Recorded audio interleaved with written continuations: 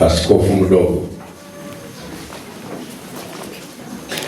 Nasema mdogo tu kwa sababu amekuja nyuma, lakini ni askofu wa kutosha kama wale wengine.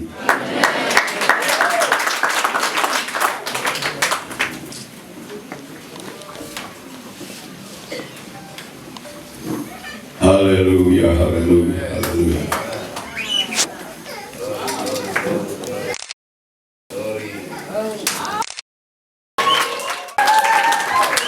Amen. Haya.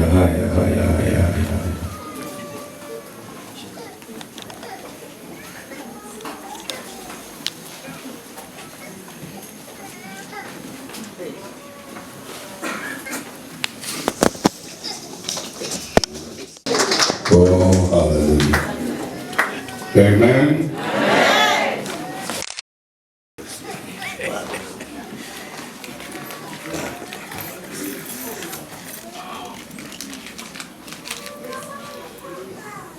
Hallelujah, hallelujah. Amen. Amen.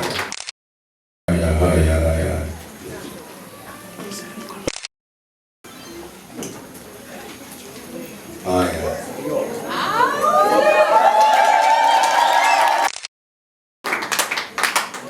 Sasa hiyo pete hiyo ndio ya kifalme hiyo. Na hapo ndipo watu wanaumiaga wengi. Mambo hayo mnayaona waziwazi yakifanyika, alafu kesho unaanza kugeuka. Leo umeona nani uyaone. Ikiwa shetani atakuja kukuingilia, ajaribu kukupa maneno ya mabaya ya kuongea juu yake, kama la pareni uona nilege nikutanya. Amen. Bwana asifiwe. Amen. Sasa ni saa 8 bado robo. Na mimi mtumishi wa Mungu Bishop Chinia, saa hii saa 8 kasoro robo ninawaletea na kuwatangazieni mtumishi wa Bwana Bishop John Monroe.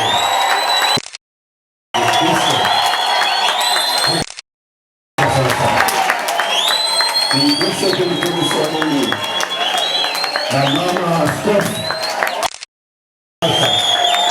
kutoka leo kwa ofisi ya askofu katika kanisa hili na katika eneo hili. Bwana asifiwe.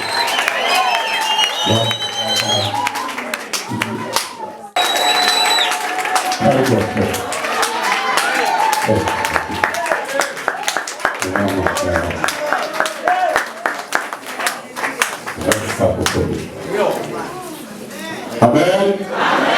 Sasa kutoka sasa, huyu ni baba askofu John Monroe na mke wake katika kanisa hili.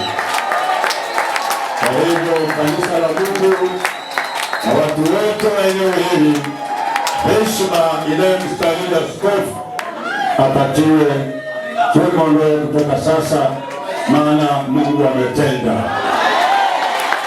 Amen, amen, amen.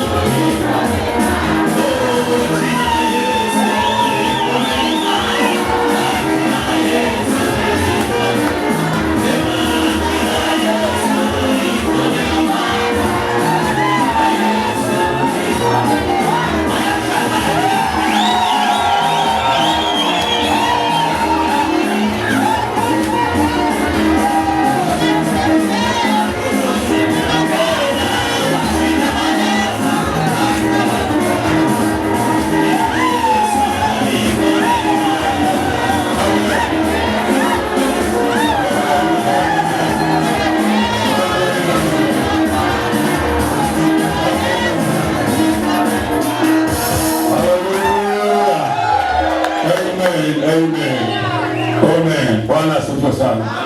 Haleluya. Naomba tafadhali kwa sasa tukae, halafu mheshimiwa akae, halafu tutaendelea na mengine, tutaendelea kwa kanisa la Mungu. Na maana sasa mimi nikimaliza sitakuwa na lazima ya nafasi nyingine, lakini niseme tu machache kabisa, hasa kwa kanisa hili la Faith Family. Hii ni heshima kubwa ambayo Mungu amewapa kuwapa ninyi mtumishi wa Mungu John, ambaye tunamjua, mimi namjua kwa muda mrefu kidogo, maana tangu walipoanza kanisa pale kwa ile hall ya FTC nilimuona na tumekuwa tukihudumu pale pamoja, na mahali amefika naweza kusema he qualifies.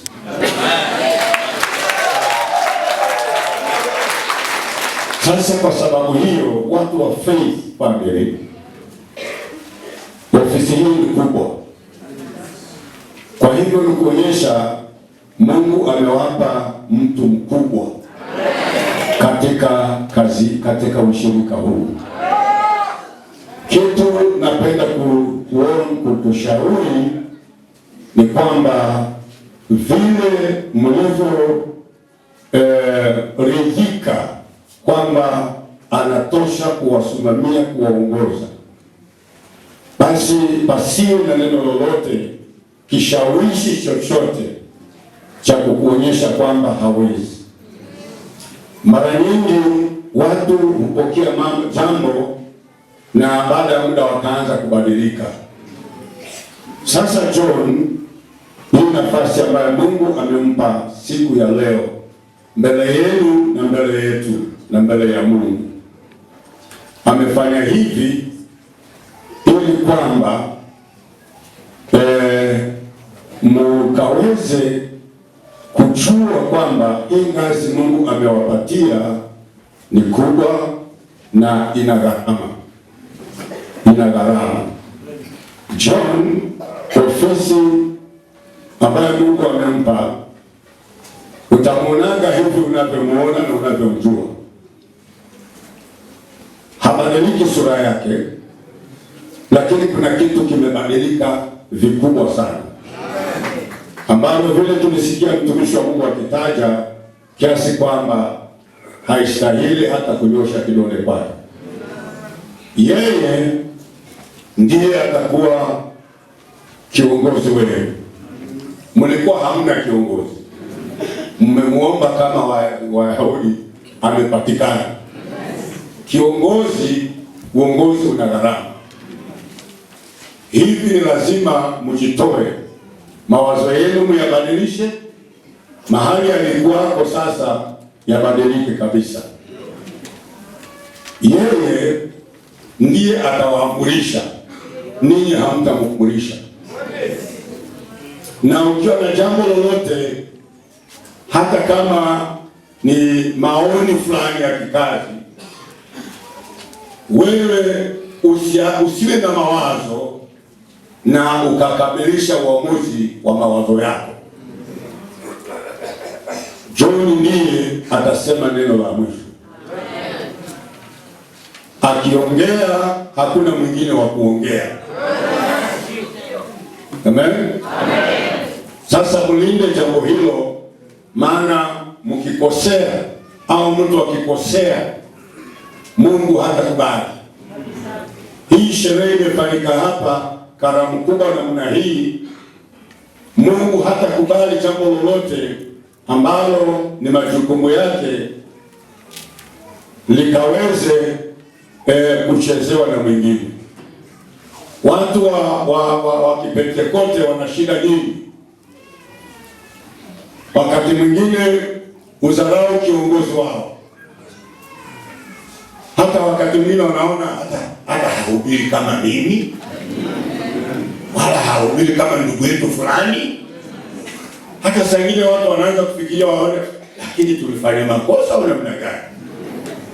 Sasa huyu hahubiri vizuri, Hahubiri vizuri, wewe unasema hivyo. Anahubiri vizuri sana. Na ukikubali mahubiri yake utainuliwa hata wewe. Na kama ubarikiwi huwezi kuinuliwa. Na watu wengine wana shida za kutoroka kama wamepata kiongozi ambaye anawasimamia sawa sawa. Maana watu wa Pentekoste wanasemaga sisi ni watu wa kiroho, tunasikiliza roho. Sasa mna kiongozi, hata roho wako kaa naye, lakini sikiliza kiongozi.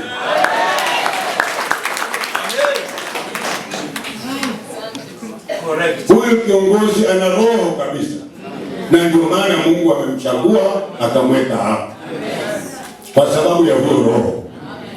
Sasa usiseme hutamsikiliza, hata unasikiliza roho. Lazima umsikie, tena umtii. Umtii ili ufanikiwe, ili uwe vizuri, lazima umtii. Hata kama ulikuwa hutaki kutii, lakini kwa sababu amekuchagua kiongozi tayari utajilazimisha kutii.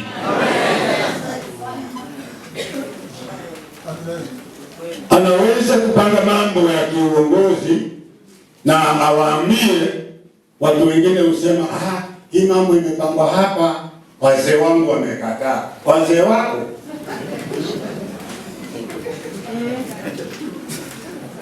Wewe unaondoa macho kwa mtu mkubwa namna hiyo, unasema hata wazee wangu walikataa. Walikataaje? Ilikuwaje? Kwa nini wakataa hao wazee? Uliwaambia nini? Ni wale wanaendaga na mambo wanasema, najua watu wamesema, hale tulikuwa watu wamesema. Anajiondoa hapo hapo yeye, na watu walikuwa wanasema. Amen. Ni amri hata huko kwa wazee. Bishop amesema. Kwani hawako hapa? Si wako hapa? Wamekuja kufanya nini?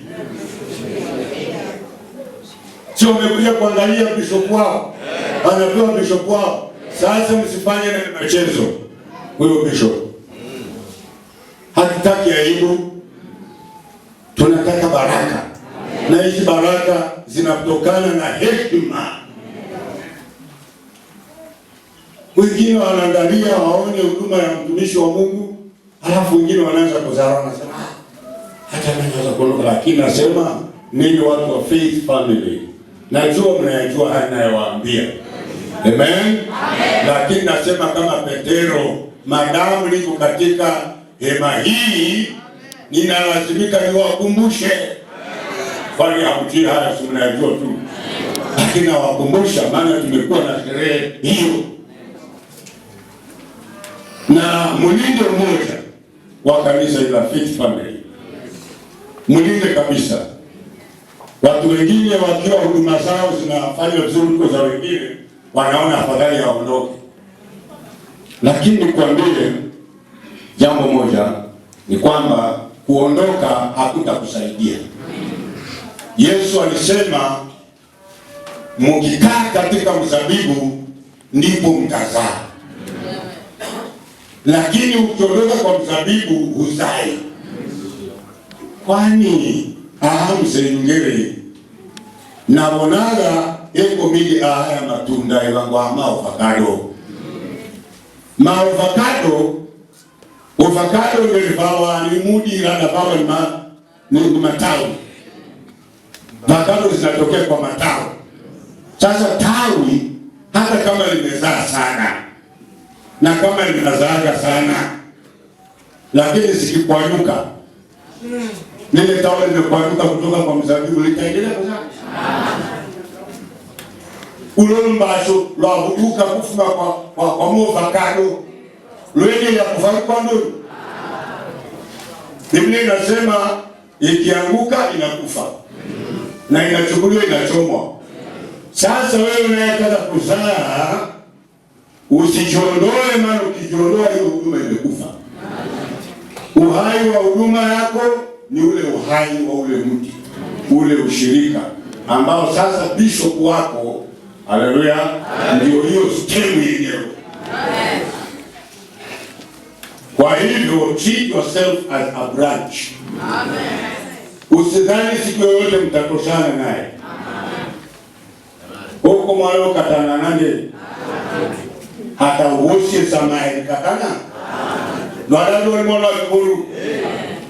Sasa hakuna siku utatoshana na baba yako, hakuna siku utatoshana na Job. Amen.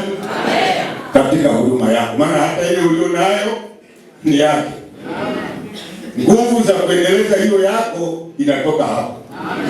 Hapo ukijikata kama yalianguka yasiyo ya kulika, ila akaona kifanye kubanda manduzaza kwa muda, lakini Bwana asifiwe sana. Haleluya. Basi kwa machache hayo nataka nilete kiongozi wa ibada ambaye atatuongoza na tukamilishie, atatuletea bishop wetu mpya leo. Sijui mawazo yake, pengine watu mserita kuni ni kuna ale kuna mtokana sasa hivi ni wale na lazima mboni jama upati kiungane na. Amen. Karibu bishop. Amen. Nikupesi.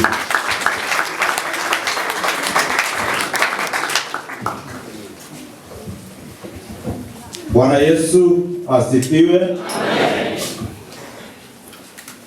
Namshukuru Mungu mpaka hapo tumefika. Tunaendelea vizuri. Sasa nimeona kuna entertainment. Bwana asifiwe. Walioko mbele yenu ni watoto wa Sunday School, wako tayari kuwakariria mashairi tukisema karibu.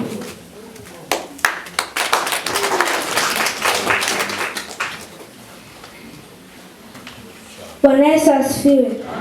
Kwa majina naitwa Florence Shari. Niko na shairi. Imani chanzo chake ni neno lake Mungu, ujalino wokovu mkuu, ili nanyi mkapone. Asante. Bwana Yesu asifiwe. Kwa majina ni Margaret Lakesho. Yesu ni mwokozi wa maisha yangu. Niko na shairi.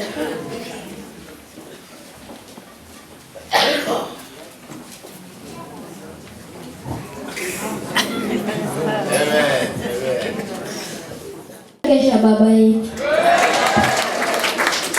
Wenye wivu wamezaa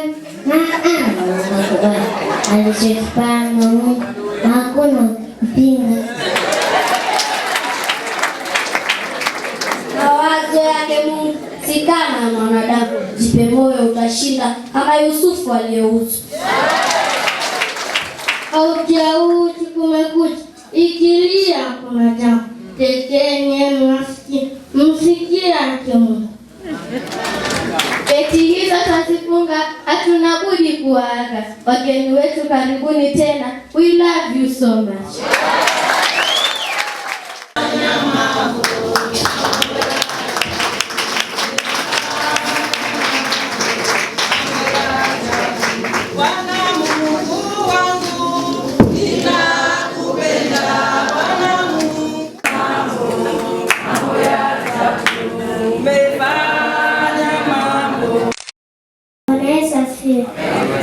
Kwa majina ni Margaret Lakesho. Niko na wimbo karibuni.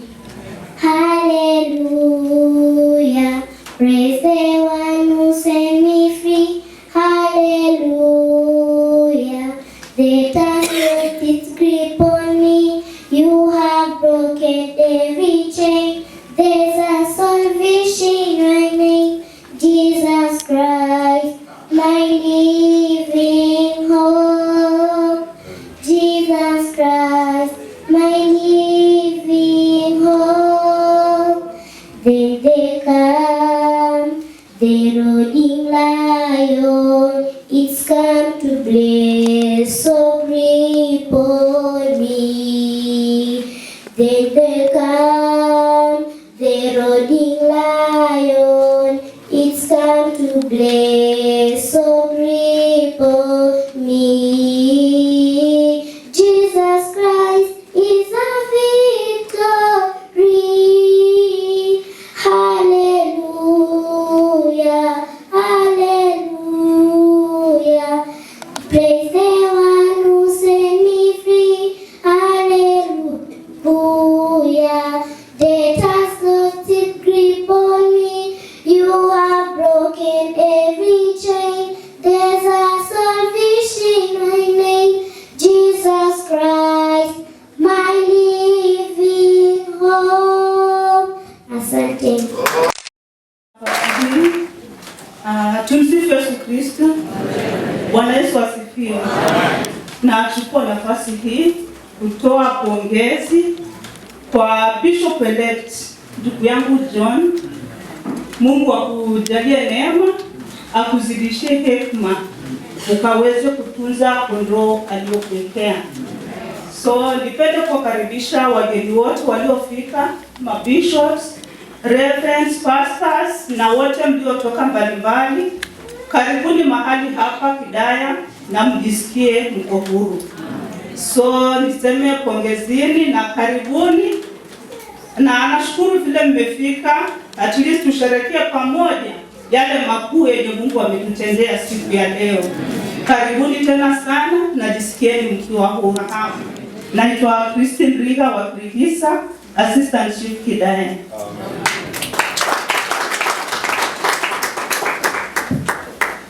Asante Madam Assistant Chief. Ndugu jamaa wapendwa wote, hamjambo? Mwasindamana? Basi nina furaha kubwa kuwa shahidi katika sherehe kubwa ya tawazo wa ndugu yangu John kuwa askofu katika kanisa hili. Kwa hivyo ndugu John pamoja na mke wako, pongezi kubwa. Asante askofu, asante maskofu walio ongoza sherehe hizi, ndugu wa kanisa hili, mapasta na waumini wote tulio hapa. Hamjambo tena? Nikitambua viongozi walio hapa, hasa tukiongozwa na Senior Chief ambaye tuko naye. Niliona pia waziri kati yetu hapa, viongozi mbalimbali, wapenda wananchi. Mko mana mwabendelee mcha. Kwa wale ambao labda si wa Taita, wanasikia Kitaita lakini hawaelewi. Si ndio? Yeah. Sasa waje tutumie lugha ya taifa. Mimi jina langu naitwa Esther Mwanyumba, na kwa neema ya Mungu mimi ndiye waziri wa maji na mazingira kwenye kaunti ya Taita Taveta. Na ni kwa neema tu, sijasoma kuliko wengine, ni ile neema ya Mungu ambayo hata imemkuta ndugu yetu John. Na kumbuka mahali tumetoka na John pamoja na dada yangu Salome, tumesoma Iganje, tuko na ushuhuda wa Iganje, na ile neema ile imemfikisha hapa. Si bure kumtumikia Mungu. Kwa hivyo nikiwa waziri wa kaunti, mimi sijamtawakilisha gavana na serikali ya Taita Taveta. Kabla sijafanya hivyo, tuko na dada yangu Priscilla, kwa ajili ya muda atasimama tu awevu na kaunti ya Taita Taveta. Hata sisi tumefurahi kupata bishop. Uongozi wa kanisa ni uongozi muhimu sana kwa jamii, ambao unaelekeza jamii kwa ile njia. Hata mimi nina furaha sana kupokea bishop mpya, Bishop John Mwandoe. Mungu akujalie nguvu, akusaidie. Mahali umetoka ni mbali na bado Mungu atakupeleka juu zaidi. Kwa hivyo asanteni sana, Mungu atubariki sote na tuendelee kumtumainia Mungu. Kwa maaskofu wetu wa Taita Taveta County, askofu wetu ambaye ndo mgeni mkubwa wa siku ya leo, wachungaji wote na Wakristo wote, Bwana Chief, na wasalimia katika jina la Yesu. Amen. Bwana atukuzwe. Amen. Basi kwa majina naitwa Priscilla Mwangeka. Kristo ni mwokozi wa maisha yangu. Ni mke wa Reverend Peter Mwangeka. Asimame tena mume wangu jamani, wewe tu. Kwa sababu nikiwa natoka tunaambatana na yeye. Kwa hivyo huyo ndo mume wangu. Tuko na kanisa pale Voi. naitwa United Faith Evangelistic Church. Hapo ndo tunafanya huduma. Bwana asifiwe sana. Congratulations. Sitaki kuendelea sana maana najua Bishop Mwandangu atanikalisha chini sasa hivi. Sasa hivi. Kwa sababu ni neema nimepata ya kusalimia, nitasema tu congratulations Bishop John. Kwangu mimi nimeona ni hatua kubwa sana. Kama vile mwenzangu amesema, mimi na Esther na mke wa Bishop na ndugu Kitabi, ndugu Maganga na ndugu wengi hapa. Sisi tumekulia, babangu alikuwa yule mzee Morris Mwadime wa Iganji. Kwa hivyo hapo ndo tumekulia kiimani, tumekuwa pamoja Sunday school mpaka tukawa vijana. Na sasa mpaka sasa Bwana hajatuaibisha, tumekuwa wazee na bado tunaona Mungu akiwa mwaminifu katika maisha yetu. Bwana asifiwe sana. Kwa hivyo sitaki kuzungumza mengi.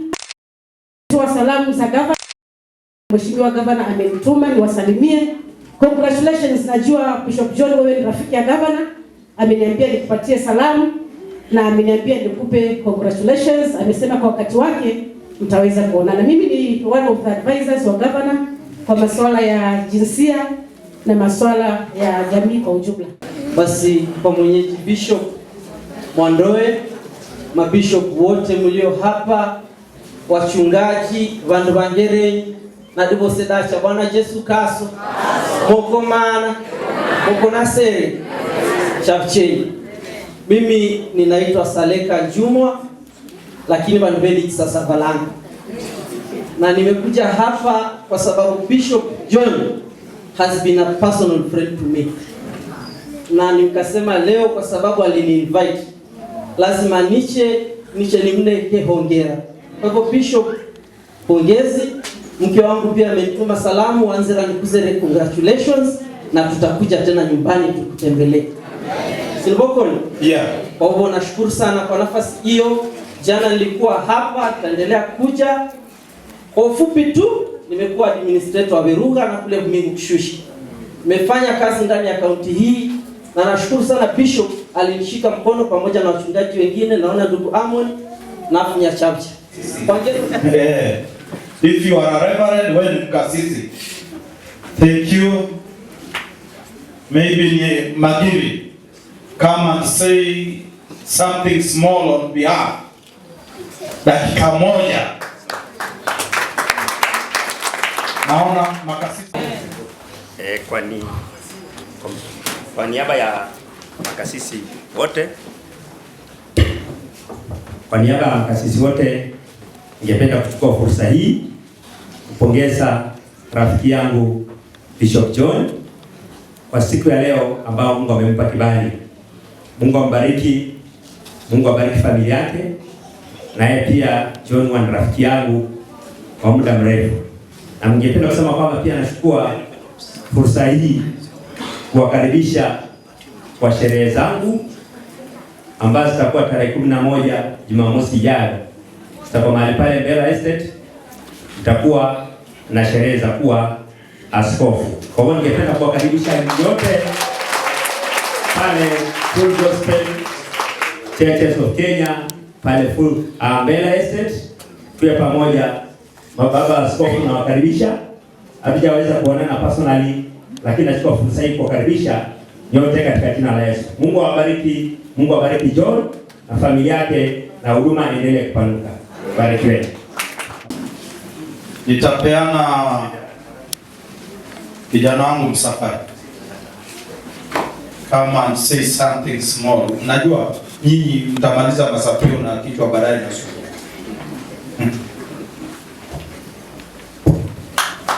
Bwana Yesu asifiwe. Amen. Bishop ameniambia niseme something small. So niseme something small. Bwana Yesu asifiwe. Amen. Nataka kushukuru Mungu kwa siku nzuri ambayo ametupa. Kwa askofu wetu mteule Bishop John, congratulations. Kwa pamoja gari mpaka ifike mahali inatakana kufika. Nataka niseme kwa niaba ya wachungaji kwamba kama vile tumesema, hatukulazimishwa, tumekubaliana kwamba Bishop John Mwandoe ndiye baba yetu.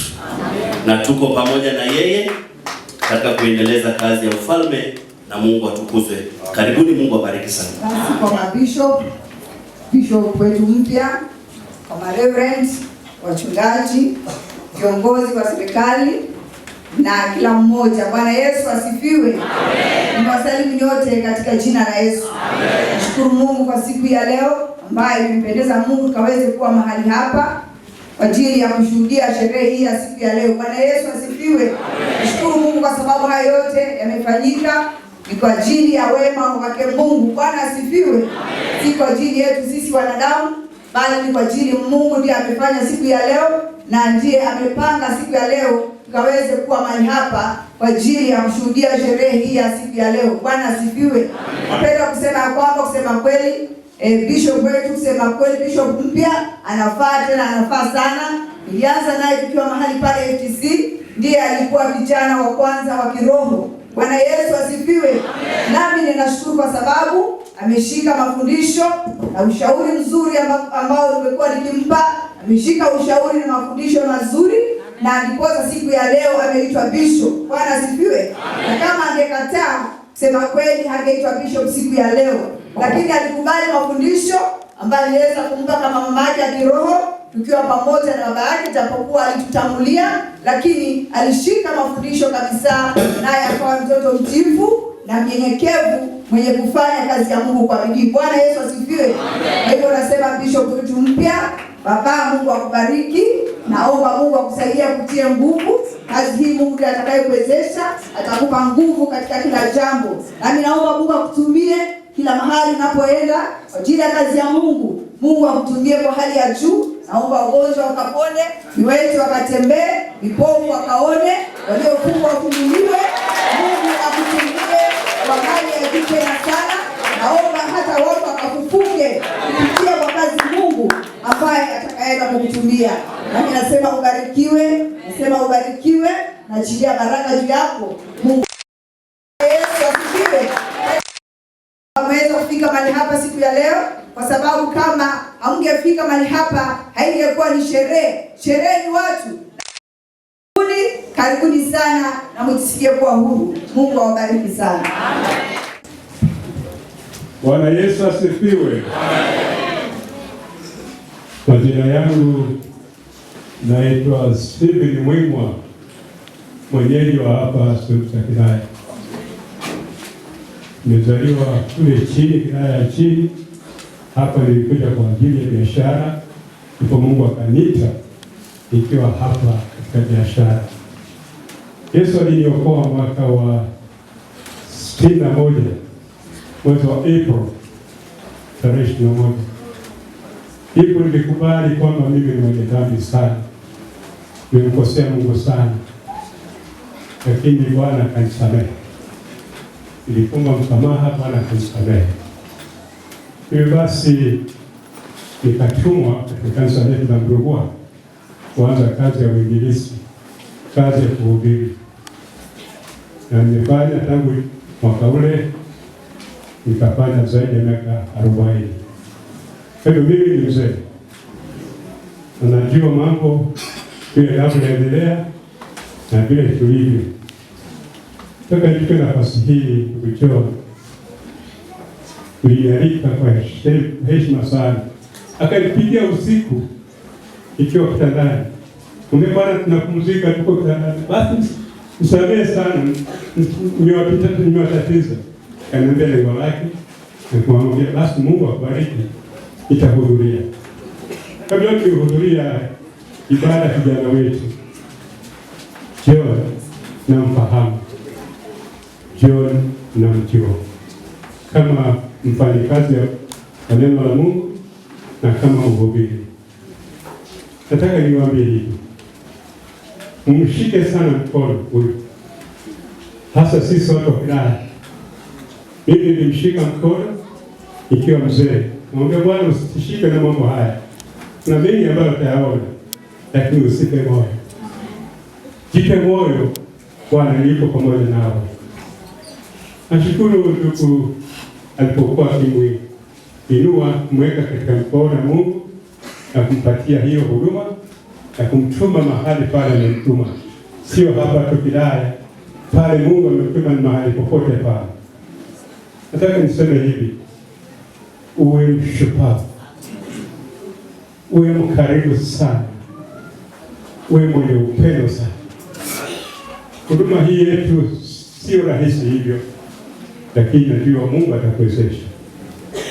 Kwa machache, Bwana akubariki sana. Asante. Tupigie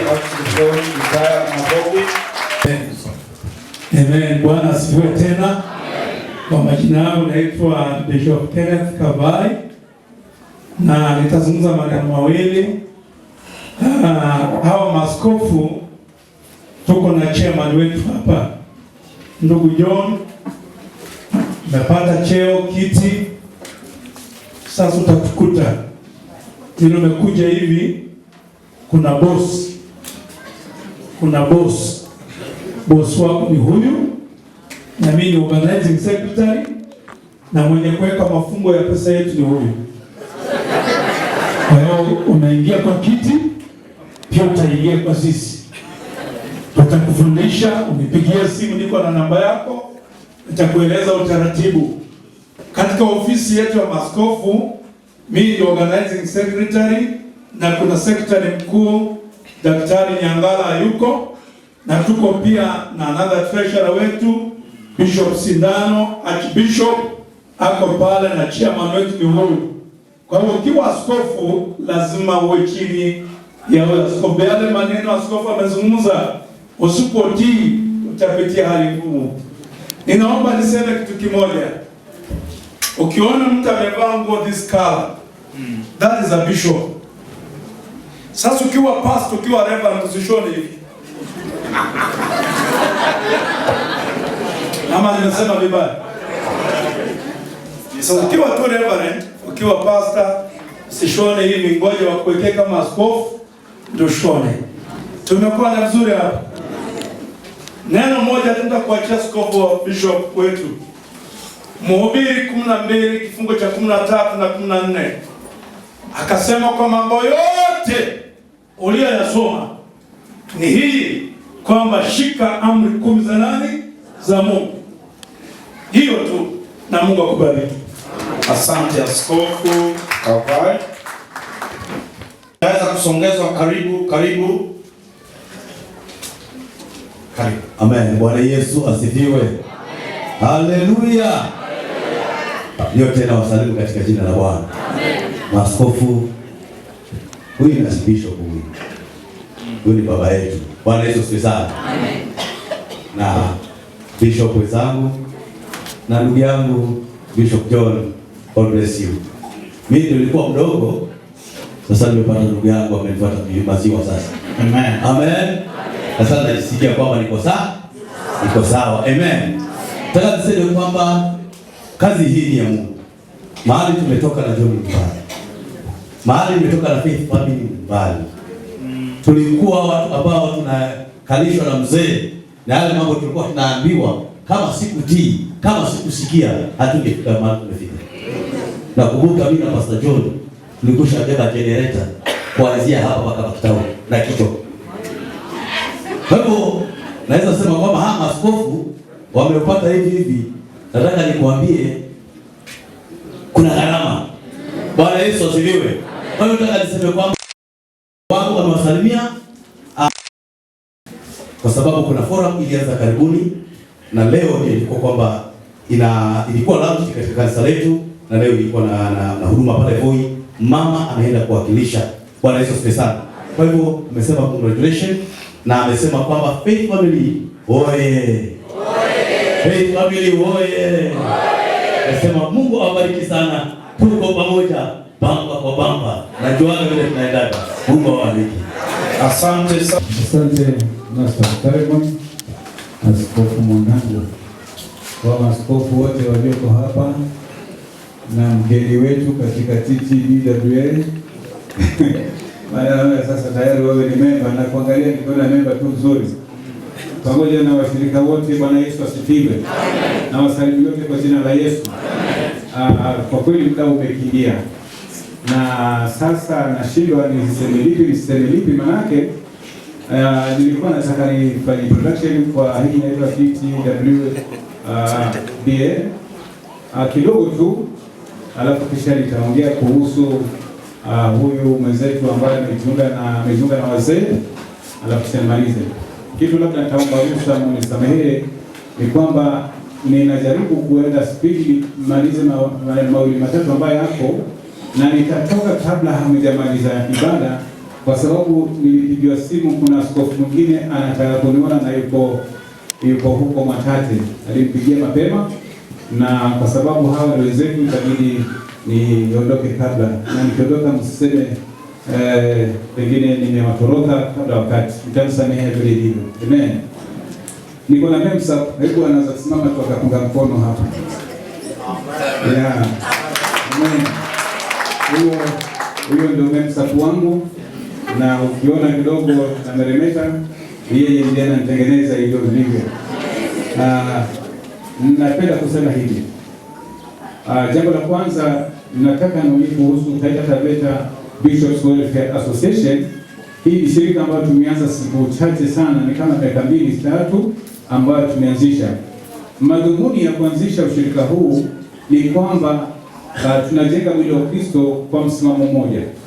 Mara nyingi tumekuwa tukiona ya kwamba watu wanatoka nje ya Taita Taveta wakija hapa na kufungua makanisa wakiwa ni walaghai, wakiwa wengine ni call women. Wanakuja hapa, wakisha call watu hapa wanatoroka na wanaenda. So hii kazi iliyoko ni ngumu na lazima tuifanye, maana hatutaki watu wetu kupotezewa mali zao ama pengine kuniwa vitu vyao na watu ambao wamekuja kwa sababu ya maslahi yao. Namba 2, kanisa linataka kushikana kwa sababu hata serikali yenyewe inahitaji kanisa. Serikali inahitaji kanisa kuliko kanisa inavyohitaji serikali. Wakati mwingi tumeona mambo mengine yanasuluhishwa yakitugandamiza. Leo hii watu wanalazimishwa kuvaa barakoa ndani ya makanisa, na sisi tumenyamaza kimya. Nataka niwaambie huo ni mpango wa kishetani, kwa sababu watu wakitoka nje wamekosa kutibiwa huko hospitalini, wanaambiwa kwamba tafuteni makanisa na mkaombewe. Na watu wakiingia katika kanisa, ndio umesikia mama wetu hapa akisema kwamba watu wakija katika kanisa Bishop John akiwekea mkono wafanye nini? Wapone. Hata na watu waliokufa pia wakafanya nini? Wakafufuke. Lakini leo tunaingia na mabarakoa katika kanisa, na tukiingia huo ugonjwa bado tunasema kwamba upo. Nashangaa hata wachungaji wakiingia katika makanisa wanasema mali kongogoko. Sasa ikiwa utasema kongogoko, ina maana ya kwamba una promote, unamshangilia huyo ibilisi. Mimi kwetu nilisema story kama hizo sina, na sipendagi hata kuvaa barakoa kwa sababu si mgonjwa na sitakuwa mgonjwa. Bwana Yesu asifiwe. Ni wapi tulisikia kwamba ati ugonjwa unatabiriwa kwamba gopa inakuchana na uji? Kuna kitu hapo. Na kwa sababu hizi watu siku hizo wamenona, watu siku wametajirika kwa sababu hizo vitu. So hiyo nataka niachie hapo. Bwana Yesu asifiwe. Amen. Kuna kitu nataka nigusie. Kuna wanasiasa nasikia mmoja tu ambaye amegusa hapa akasema kwamba yeye ni mtarajiwa. Nashukuru kwa kusikia jambo hilo. Lakini kanisa ni lazima tusimame. Huu wakati tunaoelekea si mzuri. Jambo la kwanza, watarajiwa ndio huleta waganga na watawi wakija kufanya uganga wao ili wachaguliwe. Na mara nyingi mnapopewa pesa zile ambazo mnapewa ili mpige kura huwa zimelala katika mizimu na zikafanywa kuwa initiated kwa ibilisi, na mkipewa unaona mmekuwa wazimu. Shilingi 50 zikafanywa kupige kura kwa mtu ambaye hana maana. Ni lazima kanisa kusimama, maana tusiposimama nchi yetu inazidi kurudi nyuma. Leo hii Taita Taveta ingekuwa ni katika bottom, na zimeanza kupandishwa sufuria kubwa, mwanadamu ingia ndani. Na hizi sufuria unajua zinafanya nini? Ikija hapa inaenda kwa yule mtarajiwa na inawekwa na maji ndani. Na ikishawekwa na maji ndani kilala hapo, na yule mganga amekuja nayo kutoka huko, wengine Tanzania, wengine Pemba, wakija wanalala katika hii sufuria. Alafu asubuhi ikifika anaweka hiyo sufuria katika jiko na anatengeneza pilau na nyama nzuri. Na mnakaribisha, unaambia kwamba tumewakaribisha ni tuwapatie plau. Ukifika unakula plau ambayo imekuwa ilishete. Mimi nasema kwa sababu kuna kitu nimeona na kuna kushakika. Mjiandae. Tulieni, mkipewa pesa mule ng'ombe Mungu mseme ya kwamba tunataka kiongozi mzuri. Na mimi nikisimama hapa kama kuhani nasema hivi, wale wote watakao kuja na uganga na uchawi ili wachaguliwe wataangukia hapa hapa na wasirudi tena kuonekana tena. Nataka kumaliza. Bishop, kazi ya bishop ni ngumu. Iko na challenges zake. Leo hii umeitwa ni bishop wa Faith Family. Lakini wewe si bishop wa Faith Family. Wa kanisa yote ya Pentecost. Tutakuhitaji zaidi vile Faith Family wanakuhitaji. Maana kuna mambo tunataka tukayatengeneze. Yako mengi. Nchi yetu imevamiwa na watu wale wanaochunga mifugo huko porini. Ndovu zimetoka hapo zikaja kuvuruga watu kwa sababu jamii zingine na ng'ombe nyingi wamevamia huko kama nyasi kile kitu. Bado hiyo ni mambo inahitajika. Hii Taita Taveta Bishops Welfare Association izungumzie. So nataka kusema ya kwamba kazi iliyokuwa kwa sababu ni kubwa, kuwa msikivu. Usikae mtu wa kusema kwamba mtu akileta jambo la akuongeleshe unampuuza hata kama ni mtoto.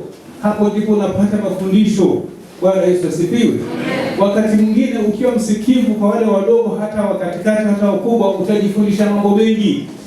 Na jambo lingine ni kwamba, na hii nasema kwa wachungaji wote, ni kwamba wakati unataka kupanda juu katika huduma, ni lazima ushuke.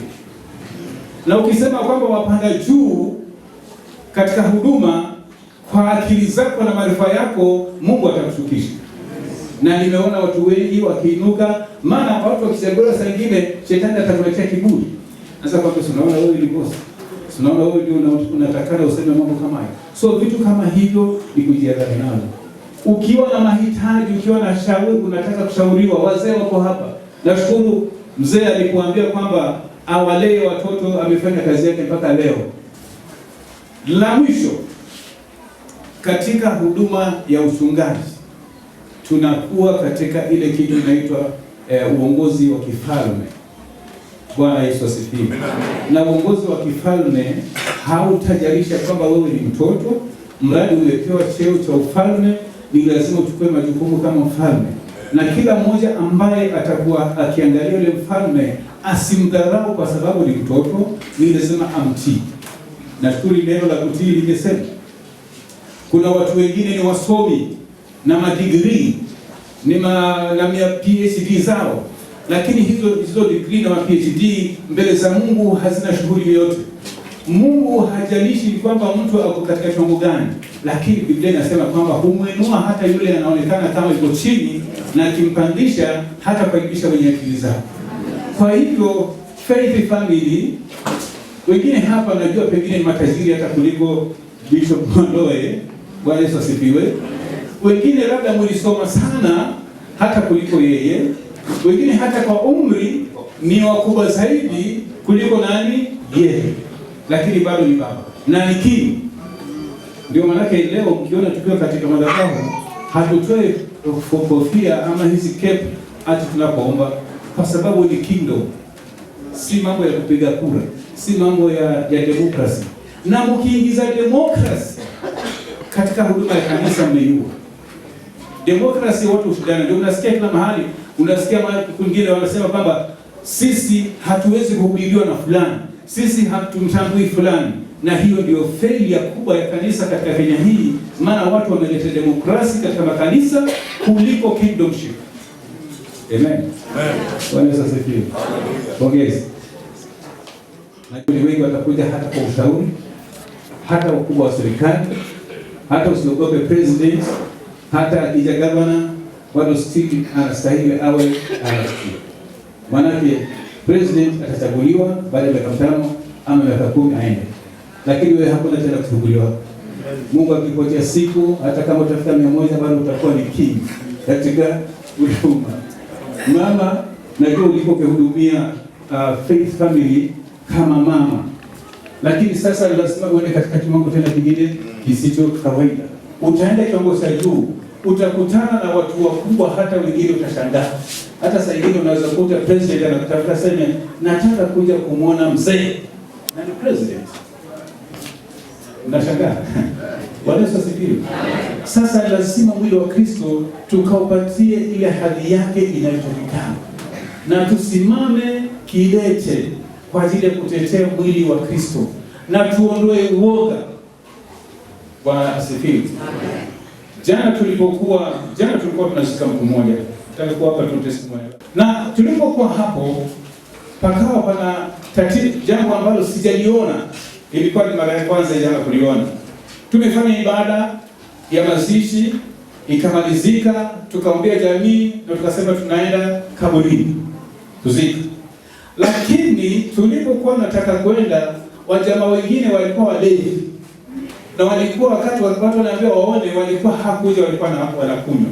Ndio wanakuja wanasema kwamba lazima tuone mwenzetu, maana ni mwenzao wa kunywa pombe na kutengeneza. Ni lazima tuone mwenzetu. Hatuwezi kuzika bila hivi. Sasa yule master of ceremony akawa pressure mpaka kiasi kwamba akasema basi sasa hebu fanyeni laini. Niliposikia jamaa amefika kiwango hicho, nikaenda nikamwambia sikiza, kama hawa levi ndio wataenda kumzika kule kaburini, basi waruhusu waone. Na ukiwaruhusu count me out, maana hivi naondoka na naenda zangu. Aliposikia nimesema hivyo akasema hakuna cha mstari. Hakuna cha mstari. Sasa hivi tutaenda kuzika. Walikasirika wakaniambia basi hakuna mtu atakwenda kuweka mchanga. Wale wale nilikwambia msiweke na Mungu atafanya hii kazi. Walikuwa nimesimama hivi walinyamaza. Lazima watumishi wa Mungu tuwe fahamu. Hata serikali ikileta maneno yao ya kutatiza watu, tunatii, lakini wengine tunayapinga. Yes, Bwana Yesu asifiwe. Kwani nikisema hivi itakuwa vipi? Lazima wengine tuyapinge. Hebu niulizeni na niulize swali hili. Wachungaji wale kwa mahali. Mnaambia mbaya barakoa. Sawa? Na wengine wamezivaa hapa, mshukuru. Wengine kumbe nimesikia hata mpaka kitandani wenda kulala nazo. Sasa unaambiwa uvae barakoa, social distance, uende ukachanjwe. Ufungi unasema demonic spirits. Mimi uzikataa. Na usema hata siku ile wakiamua kunishika, let them do it. Nataka kubiria watu waogope kwenye jela. Na tena dada mbinguni tu. Mungu awabariki. Na wapenda na mkiona imeenda msikasirike. Msalimie wapendwa wote katika makanisa yetu kesho. Amen. Mareverend na wachungaji na wakubwa wa serikali na sote tumekuja kwa sherehe na wasalimu kwa jina la Bwana. Kwa jina ni Martha wa Bishop Christopher Chinia. Tuko pale Shiraro, kanisa linaitwa Makila Pentecostal Church. Ndio tunamtumikia Bwana mahali pale. Bwana asifiwe. Bwana asifiwe. Naona ni siku kuu, siku ya leo. Kwa baba na mami, pongezi. Karibuni kwa utumishi huu. Mungu akaweze kuwasaidia na kuatia moyo. Bwana asifiwe. Tubarikiwe sote. Amen. Pigieni Sasa utanishangaza sana kama umekuja sherehe kama hii. Iwe umealikwa, haujaalikwa. Na kwa chavada askofu mkono huu useletwa. Mkono wako kunde kuletwa ili meni askofu. Na ndio kuletwa kama kusenda kila kuchigia ndio. Yesu kaso sana. Waanze kumzawadi watoto wao. Tena askofu wao, tena mchungaji wao. Jamii, family ya upande wa John na upande wa mke wake na wengine ndio hao. Asante sana. Tufuate kwa karibu ili tumalize hii haraka. Thank you. Haya, nataka kuvalishwa maua. Haya, asante sana kwa ua nzuri. Pongezi. Next, please. Time conscious.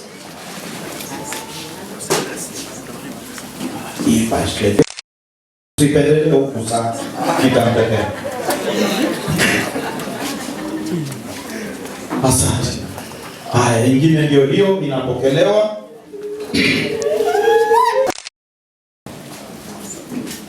Hii maua mkinunua muunue maua mbili. Ndio mtanibariki. Maana mchungaji yuko na mke wake. Akai peke yake. Haya. Chairman amemaliza. Anaondoka, naomba apewe escort mpaka pale ile ofisi nyingine. Haya, tufanye mara moja tafadhali. Time. Huyo ni jamii. Good. Sawa. Chap change.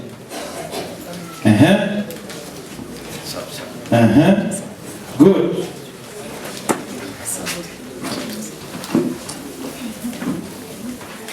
Amen. Haya. Maua ndio hayo. Tupate mtu mmoja asaidie kuchukua hivyo vitu. Kama hiyo kuku iko hapo, iwekwe mahali. Mtu ajicommit. Sawa. Tuendelee kufanya tu hivyo.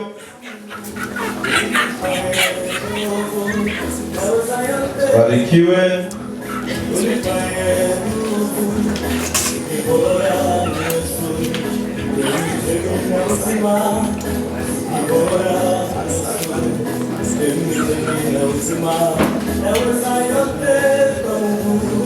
Kanisa la Faith wawe nyuma ya timu. Majini usiende, maana next Saturday ni wewe. Faith Family Church, kanisa hapa kwanza kabla ya mchungaji. Yule anayewakilisha kanisa hapa na zawadi tafadhali.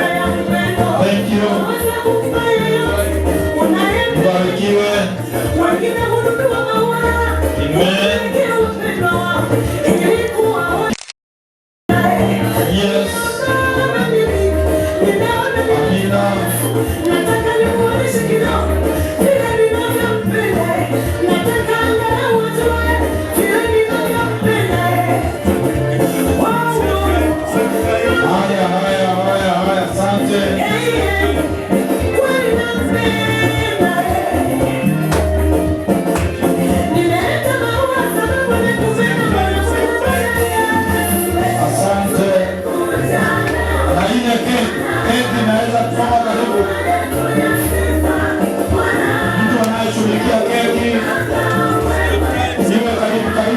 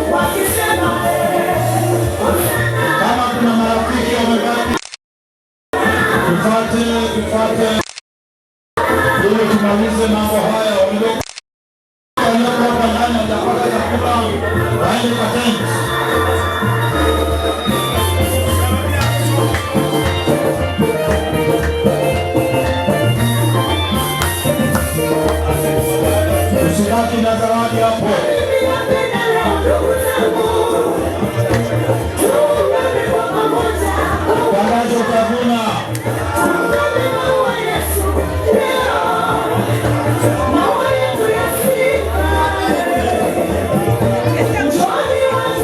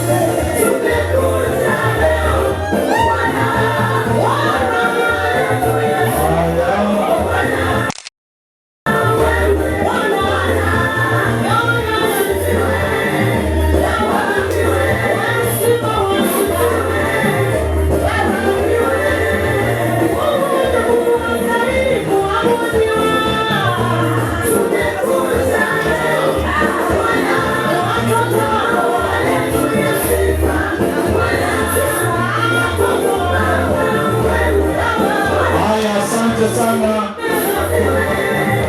maaskofu.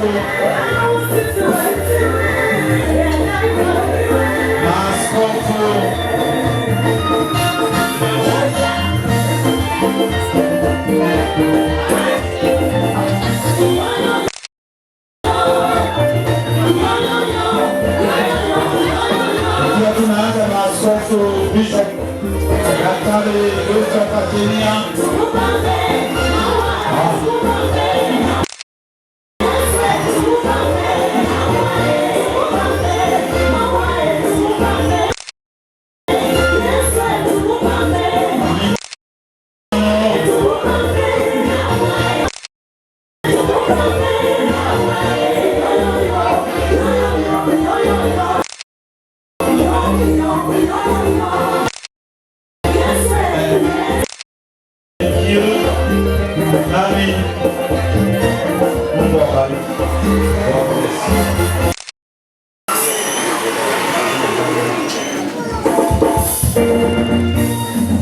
Asante, tunamaenda tukimalizia.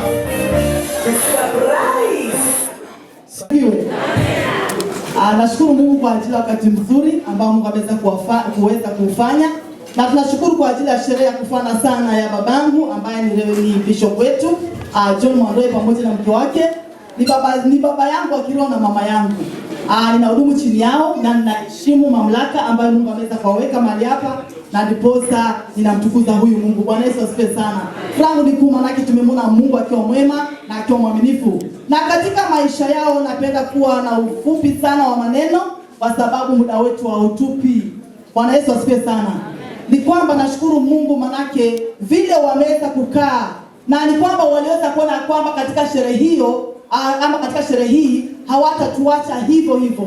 Ni kwamba waliweza kuwaza na kuwazua, na akaona kwamba jambo la busara ni kwamba tumeweza kuwa na sherehe kwa ajili ya kupaka mafuta kwake. Lakini hata hivyo walishauriana na mke wake, wakaona kwamba hawatatuacha hivyo. Kuna zawadi ambayo wameweza kuandaa, na walipoketi kuna chakula ambacho wameweza kuandaa. Nashukuru kwa ajili ya neno la Bwana ambalo mtumishi wa Mungu ameenda kutupa na ameenda kutufunza. Na ninashukuru manake hata uoga katika huduma Mungu amenondolea kupitia kwao. Maana wamehusika kwa sehemu kubwa, na najua kila mmoja ameweza kubarikiwa. Ni kwamba kunayo tunda la Roho ambalo liko na maneno mengi. Kuna uvumilivu, kuna upendo, kuna mambo mengi katika tunda la Roho. Na ni kwamba Biblia pia inazungumzia kusema kwamba kumesalia mambo matatu: imani, tumaini na upendo. Lakini Biblia inasema kwamba lililokuu ni upendo. Na ni kwamba ule upendo ambao wametufunza nao, wametulea nao, wanaweza kuona kwamba hiyo ndio wataweza kutufanyia, hawatatuacha hivyo. Huo upendo wataweza kufanya katikati yetu, na tukaweza kubarikiwa sote kupitia huo upendo. Na wakakaa wakasema kwamba kuna zawadi wameweza kuandaa kwa ajili yetu sote, wale waonyeji, hata walikwa, hata wa makanisa mbalimbali wameweza kuja mahali hapa tukaweze kubarikiwa pamoja. Yesu kaso mwadhani ya washo mliokuwa haha tunataka kula keki. Sina mengi ya kusema, nimesema na wakati unaenda, lakini hiki keki kina mambo mengi. Bishop, hii keki imebeba mambo mengi kwa sababu ni kanisa. Sisi tuko hapa sisi wote. Kama vile inapikwa na unga, chumvi, sukari, limau, mayai, mafuta, kila kitu iko hapo. Na mafuta ya Bwana. Kuna watu kama mayai wale wanaweza anguka, kuna watu wagumu, kuna watu wazuri, ndio sukari. Na wote wako chini yako. Na limau kuna watu chungu. Bado wakatuchukua hivyo tu, kitu tunahitaji upendo. Ukitupa upendo, tutatii vizuri sana. Bwana asifiwe. Tunatatizika sana, tutabeba watu namna gani? Bible iko hapo, ndio nimekutengenezea Bible leo. Hivi kila kitu iko hapo. Kila neno unahitaji ya kila mtu hapa na mambo zake iko hapo, kwa sababu neno ni Mungu. Bwana asifiwe. Ukweli ni keki, hakuna kitu kingine tunangoja, si ukweli? Na ndio maana mnatuangalia hivi. Baba na mama, tukatieni keki tukule. Naomba mama tuombe. Tuombe. Baba, tunakushukuru, tunasema asante kwa ajili ya chakula ambacho kiko mbele zetu. Tuomba Bwana ukakibariki tunapotumia. Kwa jina la Yesu Kristo tumeomba tukiamini.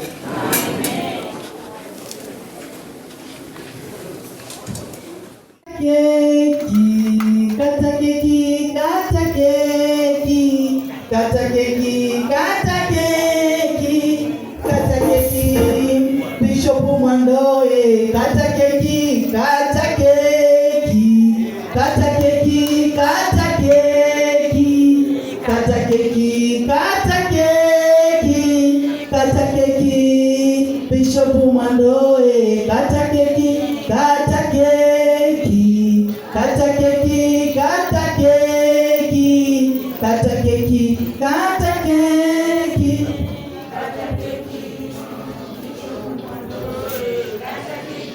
Najua mko na njaa lakini tushangilie. Tumeni tukano mazuri. Nataka kumulisha. Wewe ndio unalisha kwanza. Ama yeye kulisha kwanza. No, in Kenya men first. Yes. Shangilieni, tupigeni makofi ya kumulisha. Vigelegele. Tuambie kamili watu yoko. Aunque no entiende.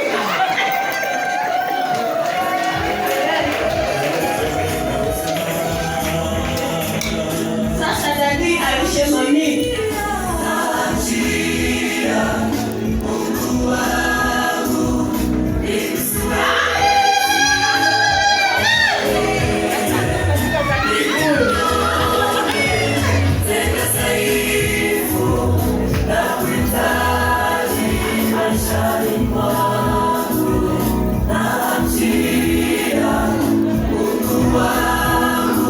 Naomba watumishi wa Mungu, pastors wife, wakuja kusafu kanisa la Mungu tafadhali. Pastors wife.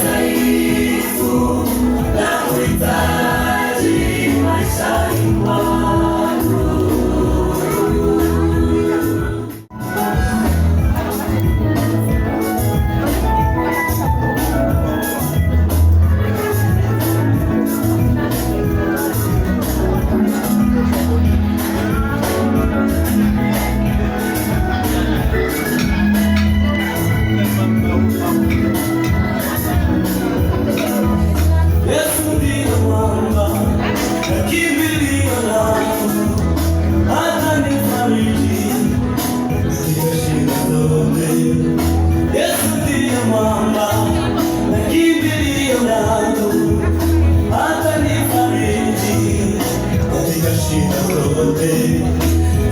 ndiye mwamba, kimbilio langu,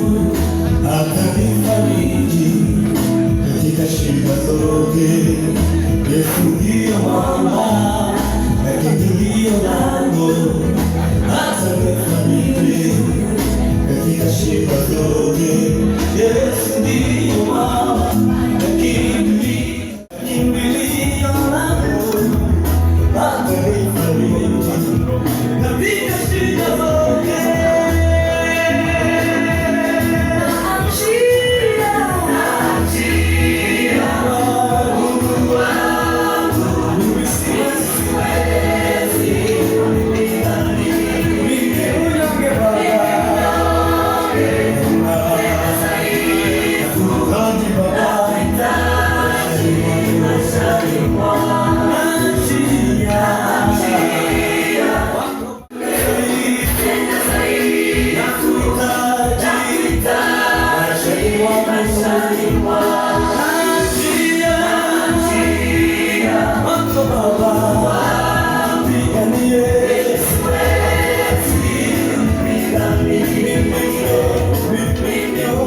Asante. Kwa sababu ya wakati,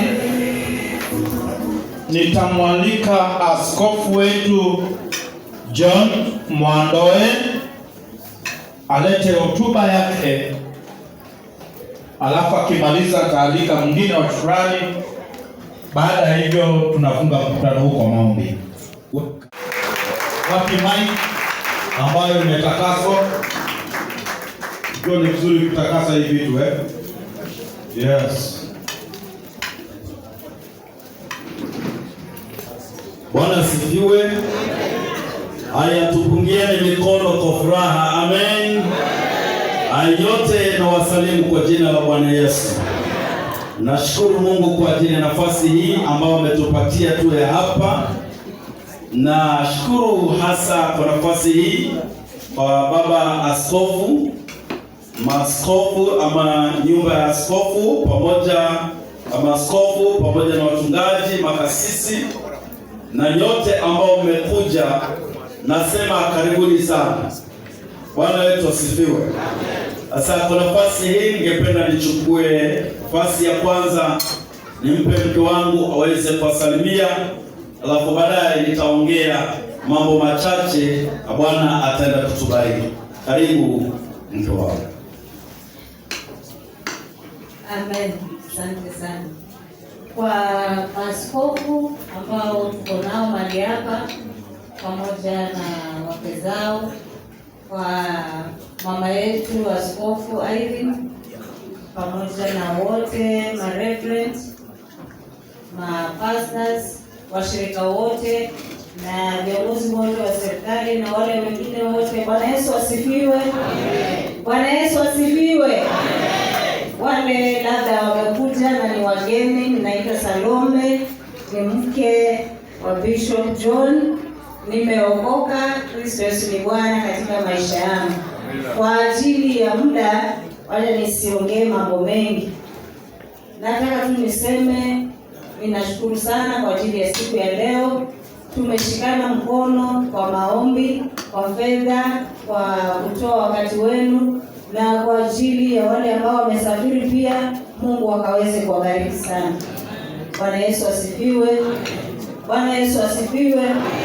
Na katika ofisi ambayo Mungu ametupatia mchana wa leo, wacha niseme tunahitaji kushikwa mkono na nyinyi ili tukaweze kutembea pamoja na utukufu utamrudia Bwana. Bwana Yesu asifiwe sana. Bwana Yesu asifiwe tena. Kwa hivyo nasema tu asante, Mungu awabariki. Singependa kuongea mambo mengi, najua wakati umeenda sana. Tutakuwa tukiongea kwa wakati mwingine. Wacha nimpatie Bishop aendelee, Mungu akaweze kuwabariki. Wale ambao mtakuwa mnaenda, naomba mchukue salamu zetu kila mahali mnaenda. Asante. Asante. Basi chache kwa sababu ya nafasi hii ambayo nimepewa mara ya kwanza kwa maisha yangu, ili niweze kusimama namna hii mbele yenu. Nataka nitatumia mambo machache, nisome mambo machache ambayo yamegusa moyo wangu katika lugha ya mayai, alafu nakata mkato tutamalizia Kiswahili kwa muda mfupi. To the presiding bishop and the house of bishop, reverends, pastors, Mama Bishop Irene, all protocol observed, church and friends, praise the Lord. Bwana Okaso. I take this opportunity to appreciate all of you who have come, who have made this day a successful day for us all, and in support of me to attain the much I have achieved in the work of the ministry. First, I want to thank God for calling me and having chosen me for this great assignment. As it says in the book of John chapter 3 verse 27, a man receives nothing unless has been given by God. I thank God also for my spiritual father, the late Bishop Justin Maganga and Mom Irene, for having raised me since my youth to this far. Friends, health relationship should always begin at the spiritual and the intellectual levels. Intellectual levels of purpose, motivation, interest, dreams, and the personality. it also requires a life of faith. We take this first step in faith. We take this first step in faith. You don't have to see the whole staircase, but just take the first step. Brethren and friends, we cannot create great things until you believe you are created to create great things. Let's believe in our greatness. We are born to solve problems in our generation. Our value is in the problem we solve. So I say, discover your greatness. Discover your problem, also discover your value too. In all we do, we cannot walk alone. And as we walk, we must pledge that we shall always march ahead. We cannot turn back. Wacha wapendwa, niseme ya kwamba mahali tumetoka ni Mungu ametuleta, na si kwa uweza wala kwa nguvu, ila ni kwa uweza wa Mungu. Nashukuru kwa mchango wa kila moja, kwa sababu nimejifunza ya kwamba maisha ni mchango. Somebody has to add value in your life until you achieve what is required of you. Ninajua kwamba si kwa uwezo wetu, lakini kuna wengi ambao wamechangia. Na zaidi nasema asante kwa sababu ya baba askofu, marafiki wa baba yangu aliyetuacha, baba yetu Justin Maganga. Maskofu wamekuwa karibu nami katika hali zote, kunishauri, kunielekeza, na nimependa ushauri wao. Nashukuru kwa sababu ya mama ambaye ametulea, baadhi ya wengi hapa kama huduma, hasa mimi, ana mchango mkubwa sana. Nasema mama, Mungu akubariki sana. Najua ya kwamba hatuwezi kufika mahali tunaweza kufika kwa sisi wenyewe. Tunamhitaji number one Mungu, pili tunahitaji walio upande wetu. Leo nafurahi kwa sababu ya marafiki wote ambao wamekuja, wachungaji, marafiki, wengi waliokoka, wasiokoka, kwa upendo mkubwa. Leo tuko pamoja na wao. Nasema Mungu awabariki sana. Na hili ya kwamba kwa nafasi hii ambayo nimepewa na maskofu ama na Mungu pamoja na maskofu na nyinyi, najua ni jukumu na ni kazi, ila Bwana atanisaidia. Nahitaji kama vile mke wangu alivyosema, support yenu, na ninaamini yeye Mungu alianzisha kazi hii ataikamilisha. Nasema Mungu awabariki. Moyo wangu ningeufunua, mngeshangazwa nao, kwa sababu nashindwa kuyasimulia kwa sababu ya matendo haya makubwa ambayo Mungu aliyoyafanya. Nafanya huduma nyumbani, na wengi ambao ni wa hapa wanaomjua tangu utotoni, hata watashuhudia pamoja nami, ni Mungu amenileta umbali huu, na sote ni Mungu ametusaidia. Kwa kweli nasema Mungu awabariki na Mungu awatie nguvu. Naheshimu executive yetu, Faith Family Pastors, na upendo mkubwa. Wamejitahidi sana, wameandaa na kujipanga na kuhakikisha kwamba siku hii ya leo imekuwa kama vile ilivyo. Nasema pongezi Pia nasema tumeshinda sote, tumeshinda sote. Mungu awabariki sana. Sema Mungu awabariki pastors wetu kutoka Nairobi, pastors wetu kutoka Mombasa na Kilifi.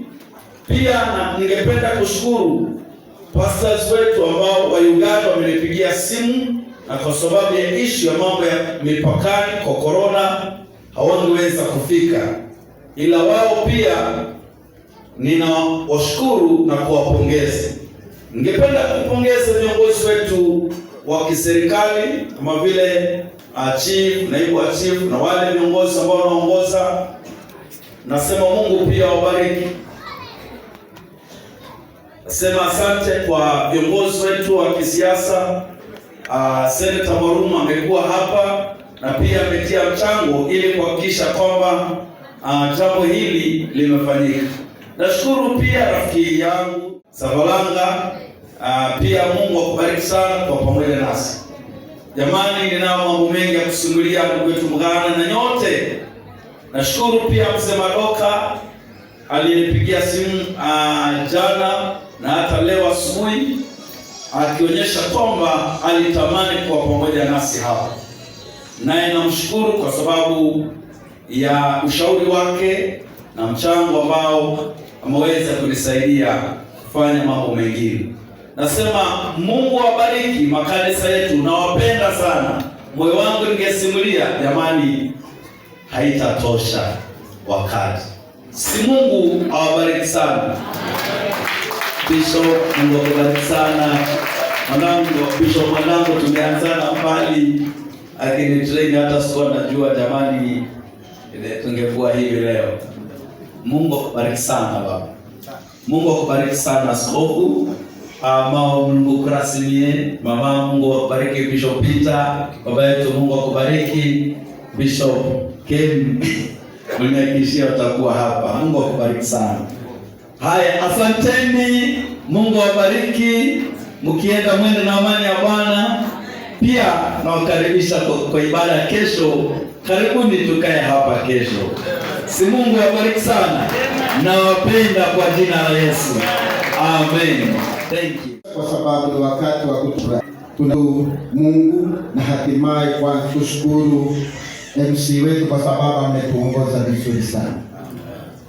Tunataka tuseme ya kwamba kama haungehusika mahali ulihusika, sherehe hii haingekuwa ya kufana vile imefana leo.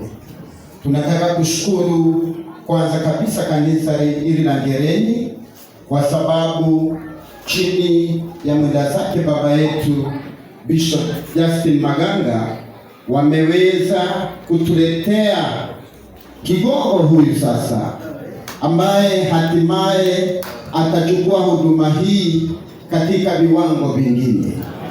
Tungetaka kushukuru mama sana kwa sababu bado yuko pamoja nasi, na tunataka kumwahidi ya kwamba atakapo nong'oneza askofu ahesabu ya kwamba na sisi tumesikia, maana yale askofu atakayotuambia tuko tayari kufuata yeye kama askari wake wa kuhakikisha kwamba ufalme wa Mungu unasimama vile unavyostahili kusimama, bila kukona watu kama vile chairman mama askofu alivyosema, katika kuwafundisha neno na uchafu na upumbavu wote ambao watu wanauziwa na walimu wa uongo uondoke katika masikio yao.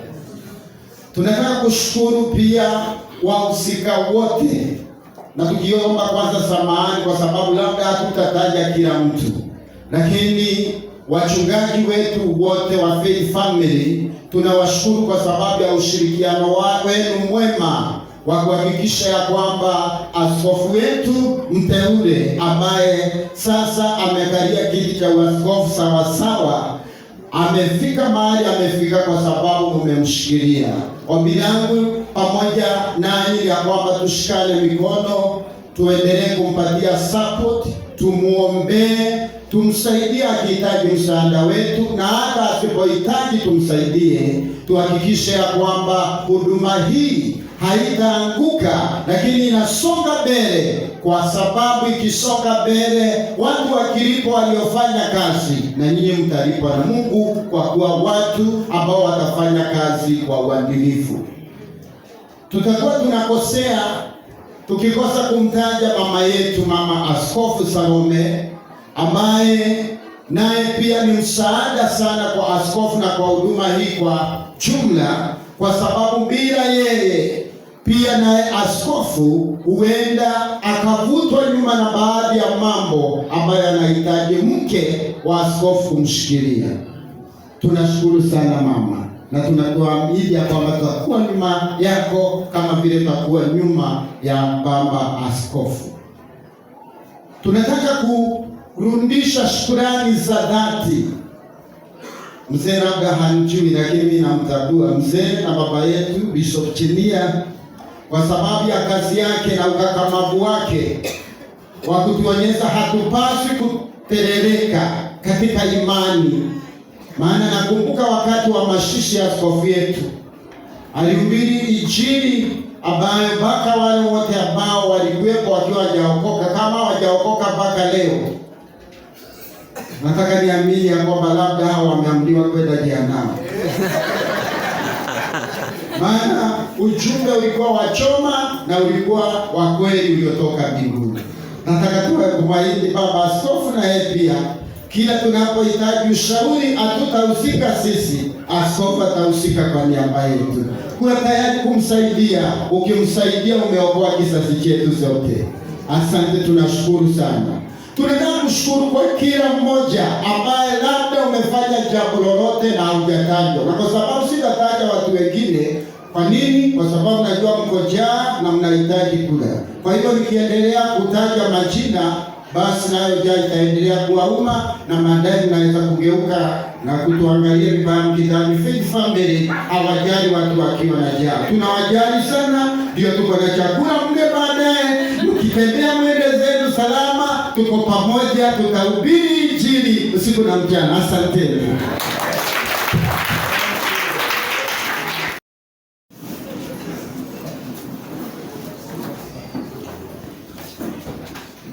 Macho na nitaomba. Baba Mwenyezi Mungu, tunakushukuru, tunakuinua, tunakutukuza, mfalme wa ajabu. Asante Bwana Yesu kwa siku ya leo, kwa sababu Mungu wetu umekuwa pamoja nasi tangu tuingie ndani ya hema lako hili. Shukuru kwa sababu hakika Mungu wetu tumekuona mfalme. Tumeyaona matendo yako makuu ambayo Bwana umeweza kuyafanya kwa siku ya leo. Nashukuru Bwana kwa sababu Bwana umetembea katikati yetu. Nashukuru kwa ajili ya nguvu zako na kwa ajili ya uwezo wako Roho Mtakatifu ambao Bwana umekuwa ukitembea kati yetu sana wakati mfalme. Asante Baba Mwenyezi Mungu, ninakuinua.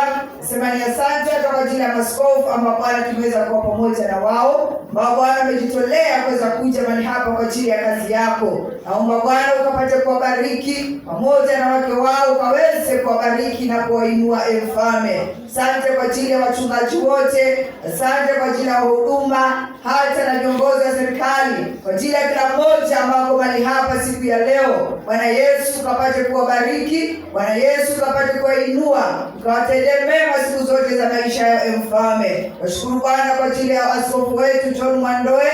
Bwana Yesu endelea kumbariki. Bwana vile siku ya leo umeweza kutawaza mahali hapa, naomba neema na kibali chako cha ajabu ikapate Bwana kuwa juu yake. Endelea kumsaidia na kumtia nguvu na kumwezesha kwa ajili ya kazi yako mfalme. Ninakushukuru Bwana Yesu, ninakuinua kwa sababu Bwana umekuwa pamoja nasi tangu tuanze hadi wakati huu. Imefikia wakati tunapoenda kumkana tokapo mahali hapa na kuelekea manyumbani. Naomba Bwana Yesu ukatutangulie, nenda pamoja nasi ukapate kutulinda. Wengine watasafiri na vyombo vilivyotengenezwa na mkono ya mwanadamu. Mungu naomba uwe mlinzi na uwe kiongozi katika safari yao, ukapate kuwalinda hata Bwana wakafiki wakiwa mkononi mwako. Naomba neema yako ya ulinzi vikaweze Bwana kwa maana pamoja nasi. Ulinde sote, uwe pamoja nasi na ukatuhifadhi mikononi mwako Mungu. Ninakushukuru Mungu kwa sababu nimeomba haya yote nikiamini ya kwamba umesikia na utatenda sawa sawa na neno lako. Ni katika jina la Yesu Kristo Mwokozi mwema na kuamini. Amen. Neema ya Bwana Yesu Kristo na mapenzi ya Mungu Baba na ushirika wa Roho Mtakatifu viwe nasi sote sasa. Amen.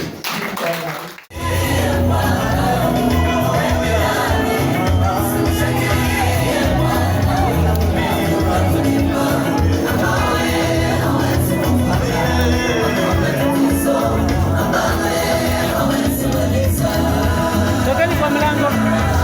Tokeni kwa mlango.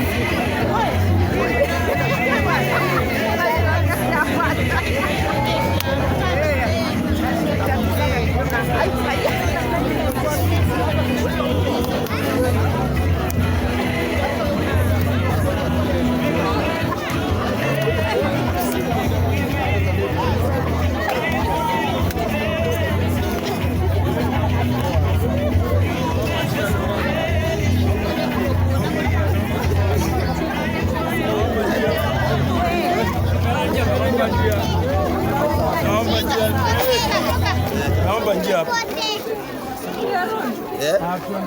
Naomba njia.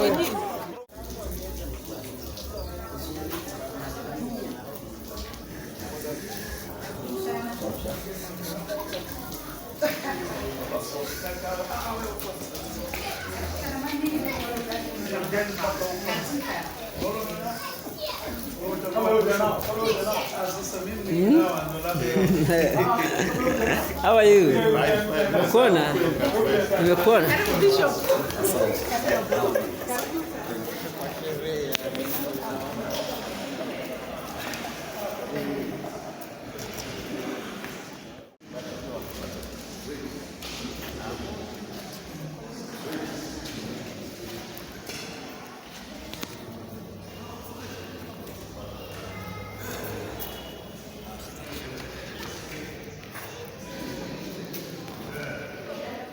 Wagwanza. Maandalizi yako fine kabisa.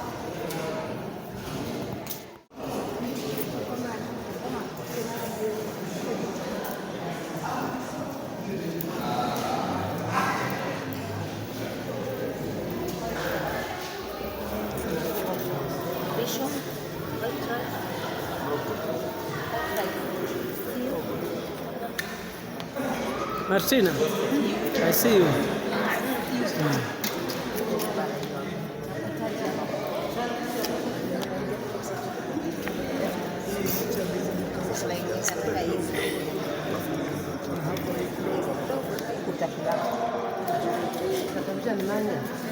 Chapati.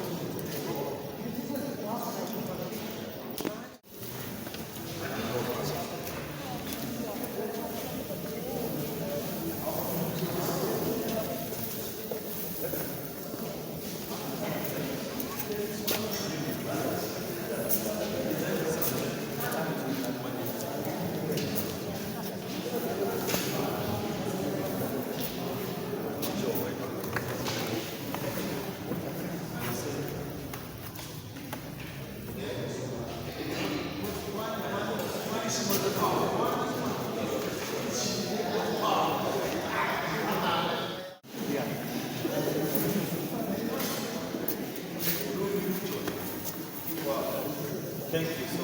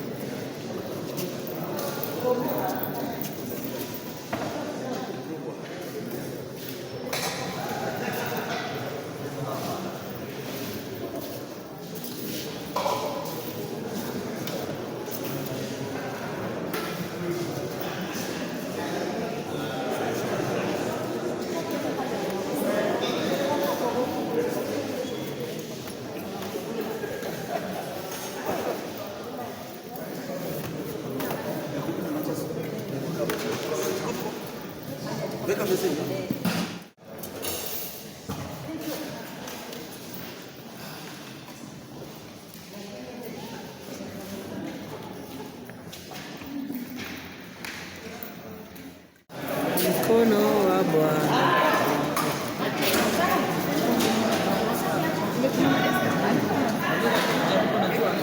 Hola.